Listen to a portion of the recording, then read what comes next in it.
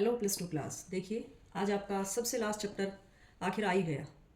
Plus two का सबसे last chapter second semester cash flow statement, one of the most important chapter, जिसका question आपका 100% आपको exam में देखने को मिलेगा ही मिलेगा। तो चलिए शुरू करते हैं कैश फ्लो स्टेटमेंट। ये चैप्टर जो हम करेंगे 3 पार्ट में करेंगे, ठीक है ना। फर्स्ट ऑफ ऑल देखो, कैश फ्लो स्टेटमेंट होता क्या है।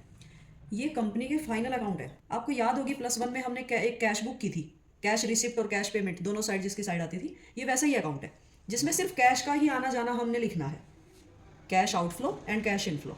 तो कैश फ्लो स्टेटमेंट क्या है? It is a statement of a company, tell us about cash, how cash generated and used, cash कैसे बनता है, आता है और कैसे यूज होता है। It is a financial statement of a company that show cash outflow and cash inflow at a particular period. A statement divided into 3 part. ये जो स्टेटमेंट है इसको तीन पार्टों में डिवाइड कर लेंगे हम, जैसे कि मैंने अभी बताया आपको। ये जो 3 पार्ट होंगे रिलेटेड टू कैश एक्टिविटी होंगे कंपनी की। वो कौन सी एक्टिविटीज होंगी? 3: ऑपरेटिंग एक्टिविटी, इन्वेस्टिंग एक्टिविटी और फाइनेंसिंग एक्टिविटी। ये 3 एक्टिविटीज में यानी 3 पार्ट में हमने इस चैप्टर्स को जो है करना है, कंप्लीट करना है। लेकिन ये करने से पहले हमें कैश का मीनिंग समझना पड़ेगा कि कैश जो है वो कौन कौन सी चीज़ों को कैश में इंक्लूड करना है या किसको नहीं करना है। तो ये मैंने कुछ आइटम्स लिखी हैं। देखिए, ये जो चीज़ें हैं जिनको हम कैश में इंक्लूड करेंगे, कैश हो, बैंक हो, चेक हो, ड्राफ्ट हो, marketable security, short term investment और करंट इन्वेस्टमेंट, इनमें से कोई भी चीज़ मिल जाए, ओपनिंग और क्लोजिंग बैलेंस आपको क्वेश्चन में मिलेगा, तो उसको आपने कैश में इंक्लूड करना है। इन तीनों एक्टिविटीज़ में कहीं नहीं लेके जाना। तो चलिए स्टार्ट करते हैं अपना परफॉर्मा। धीरे धीरे करके एक एक करके करेंगे। पहले ऑपरेटिंग, फिर इन्वेस्टिंग, फिर फाइनेंसिंग। तो ऑपरेटिंग एक्टिविटी का फार्मूला करते हैं। ऑपरेटिंग एक्टिविटी को हम 3 पार्ट में यहाँ पर डिफाइन करेंगे। देखिए, ऑपरेटिंग एक्टिविटी की तरह ही इन्वेस्टिंग एक्टिविटी और फाइनेंसिंग एक्टिविटी के भी अपने अपने अलग पार्ट हैं। तो first of all operating activity को 3 पार्ट में हम समझेंगे, तभी आपको ये क्लियरली समझ में आएगा। फर्स्ट पार्ट है हमारा नेट प्रॉफिट बिफोर टैक्स। ठीक है, ये कैलकुलेट करना पड़ेगा, प्लस आपको शो भी करना पड़ेगा, ये दिखाना भी पड़ेगा क्वेश्चन एंड में जब खत्म हो जाएगा। तो जिस तरह वर्किंग नोट करते हो उसी तरह आपको नेट प्रॉफिट बिफोर टैक्स की कैलकुलेशन करके दिखाना एंड में अनिवार्य है, कंपलसरी है, आपको ये दिखाना पड़ेगा, अदरवाइज आपके मार्क्स कट हो जाएंगे। दूसरा आपका आएगा एडजस्टमेंट होती हैं कुछ, जिनको आप प्लस एंड माइनस करते हो, तो वो एडजस्टमेंट कौन कौन सी है वो भी मैंने यहाँ लिख रखी है। थर्ड आपका होगा working capital, means current assets और करंट लाइबिलिटी का जो पार्ट होता है उनको आपने किस तरह से एडलेस करना है। 3 पार्ट।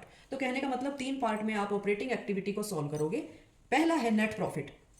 गिनती की 4 चीजें होती हैं इसके अंदर: transfer of reserve, provision for tax और प्रपोज डिविडेंड, इंटरिम डिविडेंड। इन चारों को आपने ऐड करना है किसके अंदर? नेट प्रॉफिट के अंदर। नेट प्रॉफिट अगर एक ही साल का गिवन है तो बहुत अच्छी बात है, आप उसी को ही ले लेना। लेकिन अगर 2 ईयर्स का गिवन है, करंट ईयर और प्रीवियस ईयर, तो आपने closing profit minus opening profit करना है। ठीक है, क्लोजिंग यानी कि करंट और ओपनिंग यानी कि प्रीवियस ईयर। प्रीवियस ईयर वाले को माइनस करना है करंट ईयर वाले प्रॉफिट में से, डिफरेंस लिखना है इनका। ट्रांसफर ऑफ रिजर्व, जो अगर बढ़ रहा हो, आपका इंक्रीज हो रहा हो, रिजर्व्स कोई भी रिजर्व इंक्रीज हो रहा हो पिछले साल से अब के साल में, तो उस रिजर्व को आपने लिखना है, वो डिफरेंस लिखना है उसका। Provision for tax current year का लिखना है, प्रपोज डिविडेंड करंट ईयर का लिखना है, interim dividend during the year होता है। प्रपोज डिविडेंड इंटरिम डिविडेंड में क्या डिफरेंस है? प्रपोज डिविडेंड ऐसा डिविडेंड होता है जो हम अपने शेयर होल्डर्स को एक प्रस्ताव देते हैं, तो वो इसी साल का लिखा जाता है। Interim dividend mid of the year दिया जाता है, तभी तो इंटरिम का मतलब क्या होता है? अंतरिम। मिड ऑफ द ईयर दिया जाता है तो ड्यूरिंग द ईयर वाला लिखते हैं। जब इनकी कैलकुलेशन हो जाएगी तो उस नेट प्रॉफिट के अंदर हमने ऐड करनी है adjustment.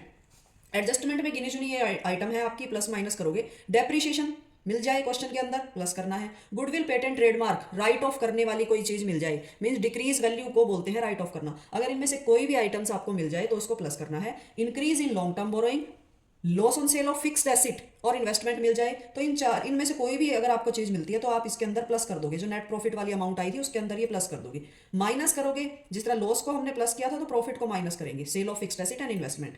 Investment, interest income, dividend income, rental income, किसी भी प्रकार की इनकम हो माइनस करेंगे। ठीक है, तो ये एडजस्टमेंट वाला पार्ट आपका कंप्लीट हो जाएगा। फिर रह जाएगा आपका तीसरा पार्ट, वर्किंग कैपिटल पार्ट जो होगा। तो यहां से आपका जो प्रॉफिट आएगा, operating profit before working capital. कौन सा प्रॉफिट होगा वो? Operating profit, operating profit before working capital. ठीक है, ये प्रॉफिट आएगा। अब इसमें कुछ चीजें आपने प्लस माइनस करनी है, सिर्फ current asset and current liability. Current asset और करंट लाइबिलिटी, क्योंकि इन्हीं को तो वर्किंग कैपिटल बोलते हैं, इनके डिफरेंस को क्या प्लस करेंगे? Decrease in current asset. Current assets अगर डिक्रीज हो रही हो, करंट लाइबिलिटी अगर इंक्रीज हो रही हो तो हम प्लस कर देंगे। इंक्रीज इन मतलब करंट एसेट्स अगर इंक्रीज हो रही हो, करंट लाइबिलिटी अगर आपकी डिक्रीज हो रही हो, तो माइनस कर देंगे, ये बात ध्यान रखना। ये आपका क्या है, वर्किंग कैपिटल वाला पार्ट है। टोटली हमारा फाइनली तीनों हो गया, मान लो 1, 2 एंड 3 तीनों पार्ट हमारे कंप्लीट हो गए। कंप्लीट हो जाने के बाद हमारे पास आएगा कैश फ्रॉम या लॉस्ट ऑपरेटिंग एक्टिविटी। अगर फ्रॉम मैंने इसलिए लिखा क्योंकि प्लस में आंसर आए तो वो फ्रॉम होता है, माइनस में आंसर आए तो वो ऑपरेटिंग लॉस्ट इन एक्टिविटी या यूज्ड इन ऑपरेटिंग एक्टिविटी कहा जाता है। ठीक है, फाइनली क्या करेंगे, सारा हो जाने के बाद अगर आपको देखो प्रोविजन फॉर टैक्स दे रखा है 2 ईयर्स का, करंट ईयर और प्रीवियस ईयर का, 2 सालों का दे रखा है, तो ये प्रीवियस ईयर वाला आप यहां पर लास्ट में आकर माइनस करोगे, इस वाले आंसर के अंदर लास्ट में माइनस करोगे तो फाइनली आपका cash flow from operating activity answer आ जाएगा। ठीक है, ये करंट ईयर वाला आपको ध्यान हो, नेट प्रॉफिट में हमने देखियो यहां पर ऐड किया था, यहां पर क्या था ना, प्रोविजन फॉर टैक्स, और यहां पर provision for tax, provision for tax, यहां पर करंट ईयर वाला हमने यहां पर ऐड किया था ऊपर नेट प्रॉफिट के टाइम पे,